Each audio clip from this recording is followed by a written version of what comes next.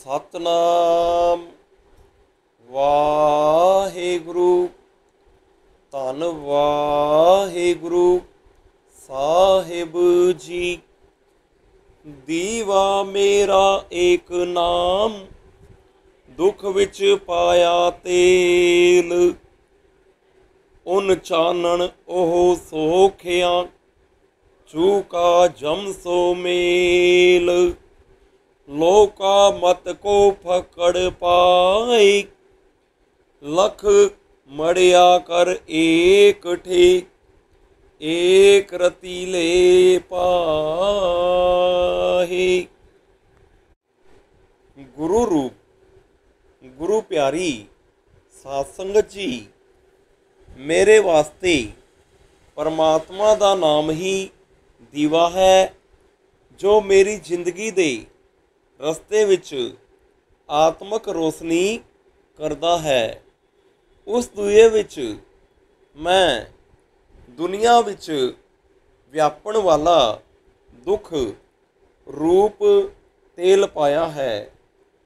ਆਤਮਕ ਚਾਨਣ ਨਾਲ ਉਹ ਦੁੱਖ ਰੂਪ ਤੇਲ ਸੜਦਾ ਜਾਂਦਾ ਹੈ ਤੇ ਜਮ ਨਾਲ ਮੇਰਾ ਵਾਹ ਵੀ ਮੁੱਕ ਜਾਂਦਾ ਹੈ। ਹੇ ਲੋਕੋ, ਮੇਰੀ ਗੱਲ ਉੱਤੇ ਮਖੌਲ ਨਾ ਉਡਾਓ। ਲੱਖਾਂ ਮਣਾ ਲੱਕੜ ਦੇ ਢੇਰ ਇਕੱਠੇ ਕਰਕੇ ਜੇ ਇੱਕ ਰੱਤੀ ਜਿਤਨੀ ਅੱਗ ਲਾ ਦੇਖੀਏ ਤਾਂ ਉਹ ਸਾਰੇ ਢੇਰ ਸੁਆਹ ਹੋ ਜਾਂਦੇ ਹਨ। ਤਿਵੇਂ ਜਨਮਾਂ ਜਨਮਾਂਤਰਾਂ ਦੇ ਪਾਪਾਂ ਨੂੰ ਇੱਕ ਨਾਮ ਮੁਕਾ ਦਿੰਦਾ ਹੈ। ਗੁਰੂ ਦੇ ਪਿਆਰਿਓ, ਸੁਖਮਨੀ ਸਾਹਿਬ ਦੇ 7 ਅਸ਼ਟਪਦੀਆਂ ਦੇ 4 ਪਦੇ ਤੇ ਵਿਚਾਰ ਹੋਈ। 5ਵੇਂ ਪਦੇ ਤੋਂ ਵਿਚਾਰ ਆਰੰਭ ਕਰੀਏ। ਸਤਿਗੁਰੂ ਜੀ ਆਪ ਹੀ ਮਿਹਰ ਕਰਨ। ਵਾਹਿਗੁਰੂ ਜੀ ਕਾ ਖਾਲਸਾ, ਵਾਹਿਗੁਰੂ ਜੀ ਕੀ ਫਤਿਹ। ਸਾਧ ਕੈ ਸੰਗ ਸਭ ਕੁਲ ਉਧਾਰੈ, ਸਾਧ ਸੰਗ ਸਾਜਨ ਮੀਤ ਕੁਟੰਬ ਨਿਸਤਾਰੈ। ਸਾਧੂ ਕੈ ਸੰਗ ਸੋ ਧਨ ਪਾਵੈ, ਜਿਸ ਧਨ ਤੇ ਸਭ ਕੋ ਵਰਸਾਵੈ। ਸਾਧ ਸੰਗ ਧਰਮ ਰਾਏ ਕਰੇ ਸੇਵਾ, ਸਾਧ ਕੈ ਸੰਗ ਸੋਭਾ ਸੁਰ ਦੇਵਾ। ਸਾਧੂ ਕੈ ਸੰਗ ਪਾਪ ਪਲਾਇਨ, ਸਾਧ ਸੰਗ ਅੰਮ੍ਰਿਤ ਗੁਣ ਗਾਇਨ। ਸਾਧ ਕੈ ਸੰਗ ਸਰਬ ਥਾਨ ਗਮ, ਨਾਨਕ ਸਾਧ ਕੈ ਸੰਗ ਸਫਲ ਜਨਮ। ਸ਼ਬਦਾਰਥ ਉਧਾਰੈ ਯਾਨੀ ਤਾਰ ਲੈਂਦਾ ਹੈ। ਨਿਸਤਾਰੈ ਯਾਨੀ ਪਾਰ ਉਤਾਰ ਦਿੰਦਾ ਹੈ। ਵਰਸਾਵੈ ਯਾਨੀ ਵਰਸਾਉਂਦਾ, ਲਾਭ ਉਠਾਉਂਦਾ ਹੈ। ਸੁਰਦੇਵਾ ਯਾਨੀ ਦੇਵਤਿਆਂ ਦਾ ਦੇਵ ਇੰਦਰ। ਪਲਾਇਨ ਯਾਨੀ ਦੌੜ ਜਾਂਦੇ ਹਨ। ਗਮ ਯਾਨੀ ਗਮਤਾ, ਪਹੁੰਚ ਹੋ ਜਾਂਦੀ ਹੈ। ਸਾਧ ਕੈ ਸੰਗ ਸਭ ਕੁਲ ਉਧਾਰੈ, ਸਾਧ ਸੰਗ ਸਾਜਨ ਮੀਤ ਕੁਟੰਬ ਨਿਸਤਾਰੈ। ਸਾਧ ਦੇ ਸੰਗ ਕਰਕੇ ਸਾਰੀਆਂ ਕੁਲਾਂ ਨੂੰ ਤਾਰਦਾ ਹੈ। ਸਾਧ ਦੇ ਸੰਗ ਕਰਕੇ ਸੱਜਣਾ ਮਿੱਤਰਾਂ ਤੇ ਕੁਟੁੰਬਾਂ ਨੂੰ ਪਾਰ ਉਤਾਰ ਦਿੰਦਾ ਹੈ। ਸਾਧੂ ਕੈ ਸੰਗ ਸੋ ਧਨ ਪਾਵੈ, ਜਿਸ ਧਨ ਤੇ ਸਭ ਕੋ ਵਰਸਾਵੈ। ਸਾਧ ਦੇ ਸੰਗ ਕਰਕੇ ਉਹ ਧਨ ਪਾ ਲੈਂਦਾ ਹੈ। ਨਾਮ ਧਨ ਤੋਂ ਭਾਵ ਹੈ ਜਿਸ ਧਨ ਤੋਂ ਸਭ ਕੋਈ ਲਾਭ ਉਠਾਉਂਦਾ ਹੈ। ਸਾਧ ਸੰਗ ਧਰਮ ਰਾਏ ਕਰੇ ਸੇਵਾ, ਸਾਧ ਕੈ ਸੰਗ ਸੋਭਾ ਸੁਰਦੇਵਾ। ਸਾਧੂ ਦੇ ਸੰਗ ਕਰਕੇ ਧਰਮ ਰਾਜ ਸੇਵਾ ਕਰਦਾ ਹੈ। ਸਾਧੂ ਦੇ ਸੰਗ ਕਰਕੇ ਇੰਦਰ ਵੀ ਸੋਭਾ ਕਰਦਾ ਹੈ। ਸਾਧੂ ਕੈ ਸੰਗ ਪਾਪ ਪਲਾਇਨ, ਸਾਧ ਸੰਗ ਅੰਮ੍ਰਿਤ ਗੁਣ ਗਾਇਨ। ਸਾਧੂ ਦੇ ਸੰਗ ਕਰਕੇ ਪਾਪ ਦੂਰ ਹੋ ਜਾਂਦੇ ਹਨ। ਸਾਧੂ ਦੇ ਸੰਗ ਕਰਕੇ ਪਰਮਾਤਮਾ ਦੇ ਸ੍ਰੇਸ਼ਟ ਗੁਣਾਂ ਦਾ ਗਾਉਣਾ ਹੁੰਦਾ ਹੈ। ਸਾਧ ਕੈ ਸੰਗ ਸਰਬ ਥਾਨ ਗਮ, ਨਾਨਕ ਸਾਧ ਕੈ ਸੰਗ ਸਫਲ ਜਨਮ। ਸਾਧੂ ਦੇ ਸੰਗ ਕਰਕੇ ਸਭ ਥਾਈਂ ਪਹੁੰਚ ਹੋ ਜਾਂਦੀ ਹੈ। ਗੁਰੂ ਜੀ ਕਥਨ ਕਰਦੇ ਹਨ, ਸਾਧੂ ਦੇ ਸੰਗ ਕਰਕੇ ਮਨੁੱਖਾ ਜਨਮ ਸਫਲਾ ਹੋ ਜਾਂਦਾ ਹੈ। ਤਾਤਪਰਯ ਇਹ ਹੈ, ਸਾਧ ਸੰਗਤ ਵਿੱਚ ਮਿਲ ਕੇ ਪਰਮਾਤਮਾ ਦੇ ਗੁਣ ਪੜ੍ਹੇ ਸੁਣੇ ਜਾਂਦੇ ਹਨ, ਜਿਸ ਦਾ ਸਦਕਾ ਪੁਰਸ਼ ਆਪ ਤਰਦਾ ਹੈ ਅਤੇ ਹੋਰਨਾਂ ਸੰਗੀਆਂ ਸਾਥੀਆਂ ਤੇ ਪਰਿਵਾਰ ਨੂੰ ਤਾਰ ਲੈਂਦਾ ਹੈ। ਪਰਮਾਤਮਾ ਦੇ ਗੁਣ ਗਾਉਣ ਵਾਲੇ ਦਾ ਸਾਰੇ ਦੇਵਤੇ ਵੀ ਸਤਿਕਾਰ ਕਰਦੇ ਹਨ। ਯਥਾ ਧਨ ਧਨ ਰਾਜਾ ਜਨਕ, ਜਿਨ ਸਿਮਰਨ ਕੀਓ ਵਿਵੇਕ। ਏਕ ਘੜੀ ਕੇ ਸਿਮਰਣੇ, ਪਾਪੀ ਤਰੇ ਅਨੇਕ। ਰਾਜਾ ਜਨਕ ਮਿਥਿਲਾਪੁਰੀ ਦਾ ਰਹਿਣ ਵਾਲਾ ਆਪਣੇ ਸਮੇਂ ਦਾ ਇੱਕ ਵੱਡਾ ਤਤਵੇਤਾ ਧਰਮਾਤਮਾ ਰਾਜਾ ਸੀ। ਜਦ ਉਸ ਦੀ ਮ੍ਰਿਤਿੂ ਹੋਈ ਤਾਂ ਇੱਕ ਘੜੀ ਨਾਮ ਸਿਮਰਨ ਦਾ ਸਦਕਾ ਉਸਨੇ ਨਰਕਪੁਰੀ ਵਿੱਚ ਪਏ ਹੋਏ ਸਾਰੇ ਜੀਵਾਂ ਦੀ ਬੰਦ ਖਲਾਸੀ ਕਰਾ ਕੇ ਸਭ ਨੂੰ ਸਵਰਗਾਂ ਵਿੱਚ ਲੈ ਆਂਦਾ। ਸਾਧ ਕੈ ਸੰਗ ਨਹੀਂ ਕਛੁ ਕਾਲ, ਦਰਸ਼ਨ ਭੇਟਤ ਹੋਤ ਨਿਹਾਲ। ਸਾਧ ਕੈ ਸੰਗ ਕਲੂਖਤ ਹਰੈ, ਸਾਧ ਕੈ ਸੰਗ ਨਰਕ ਪਰ ਹਰੈ। ਸਾਧ ਕੈ ਸੰਗ ਈਹਾਂ ਊਹਾਂ ਸੁਹੇਲਾ, ਸਾਧ ਸੰਗ ਵਿਛੁਰਤ ਹਰ ਮੇਲਾ। ਜੋ ਇਛੈ ਸੋਈ ਫਲ ਪਾਵੈ, ਸਾਧ ਕੈ ਸੰਗ ਨਾ ਬਿਰਥਾ ਜਾਵੈ। ਪਾਰ ਬ੍ਰਹਮ ਸਾਧ ਰਿਦ ਬਸੈ, ਨਾਨਕ ਉਧਰੈ ਸਾਧ ਸੁਨ ਰਸੈ। ਸ਼ਬਦਾਰਥ ਕਾਲ यानी मेहनत, भेटत यानी करके, निहाल यानी सफल, कलुखत यानी पाप, हरै यानी नाश हो जाते हैं, पर हरै यानी दूर हो जाता है। ਈਹਾਂ ਊਹਾਂ यानी ਇੱਥੇ ਉੱਥੇ। ਸੁਹੇਲਾ यानी ਸੁਖੀ। ਰਿੱਧ यानी ਹਿਰਦੇ ਵਿੱਚ। ਰਸੈ यानी ਰਸਣਾ ਤੋਂ। ਸਾਧ ਕੈ ਸੰਗ ਨਹੀਂ ਕਛੁ ਕਾਲ, दर्शन भेटत होत निहाल। साध दे संग करके कोई मेहनत जप तप दी नहीं करनी पैंदी। दर्शन साध दा ਕਰਕੇ ਹੀ ਜੀਵਨ ਸਫਲ ਹੋ ਜਾਂਦਾ ਹੈ। ਸਾਧ ਕੈ ਸੰਗ ਕਲੂ ਖਤ ਹਰੈ, ਸਾਧ ਕੈ ਸੰਗ ਨਰਕ ਪਰ ਹਰੈ। ਸਾਧ ਦੇ ਸੰਗ ਕਰਕੇ ਪਾਪ ਨਾਸ ਹੋ ਜਾਂਦੇ ਹਨ।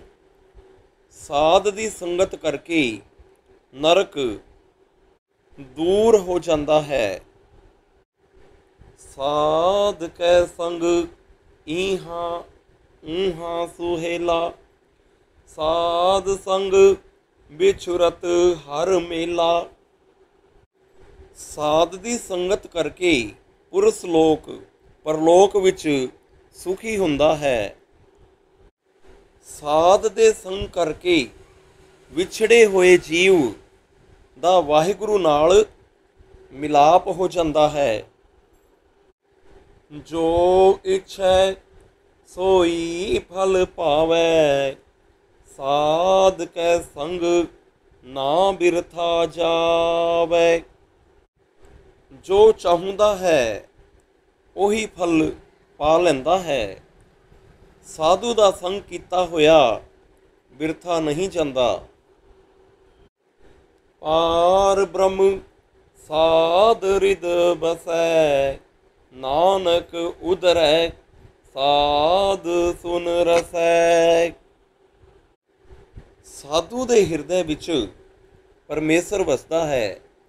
ਗੁਰੂ ਜੀ ਫਰਮਾਉਂਦੇ ਹਨ, ਪੁਰਸ਼ ਸਾਧ ਦੀ ਰਸਨਾ ਤੋਂ ਉਪਦੇਸ਼ ਸੁਣ ਕੇ ਤਰ ਜਾਂਦਾ ਹੈ। ਤਾਤਪਰਯ ਇਹ ਹੈ, ਸਾਧ ਸੰਗਤ ਕਰਕੇ ਪਾਪਾਂ ਦਾ ਨਾਸ ਅਤੇ ਲੋਕ ਪਰਲੋਕ ਸੁਖੀ ਹੋ ਜਾਂਦਾ ਹੈ। ਸਾਧੂ ਦੀ ਸੰਗਤ ਕੀਤੀ ਹੋਈ ਨਿਸਫਲ ਨਹੀਂ ਜਾਂਦੀ, ਜ਼ਰੂਰ ਹੀ ਉਸ ਤੋਂ ਲਾਭ ਪ੍ਰਾਪਤ ਹੁੰਦਾ ਹੈ।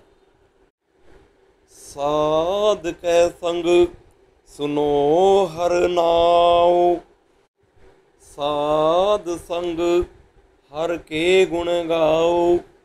ਸਾਧ ਕੈ ਸੰਗ ਨਾ ਮਨ ਤੇ ਬਿਸਰੈ, ਸਾਧ ਸੰਗ ਸਰ ਪਰ ਨਿਸਤਰੈ। ਸਾਧ ਕੈ ਸੰਗ ਲਗੈ ਪ੍ਰਭ ਮੀਠਾ, ਸਾਧੂ ਕੈ ਸੰਗ ਘਟ ਘਟ ਡੀਠਾ। ਸਾਧ ਸੰਗ ਭਏ ਆਗਿਆਕਾਰੀ, ਸਾਧ ਸੰਗ ਗਤ ਭਈ ਹਮਾਰੀ। ਸਾਧ ਕੈ ਸੰਗ ਮਿਟੇ ਸਭ ਰੋਗ, ਨਾਨਕ ਸਾਧ ਭੇਟੇ ਸੰਜੋਗ। ਸ਼ਬਦਾਰਥ, ਸਰਪਰ यानी निश्चय ही, निस्तरय यानी तरदा है, भेटे यानी मिले हन। साध कै संग सुनो हर नाओ, साध संग हर के गुण गाओ। साध दा संग करके हरि दा नाम सुनो, साध दा संग करके हरि दे गुण गाओ।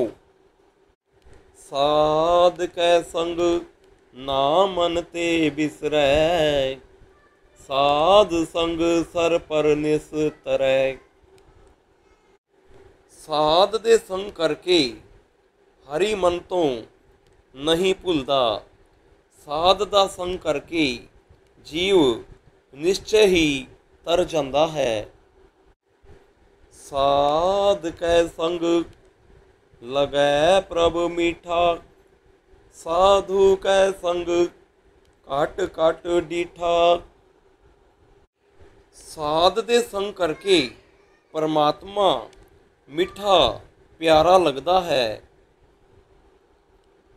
साध दे संग करके परमात्मा नूं हर एक जीव विच वेखीदा है।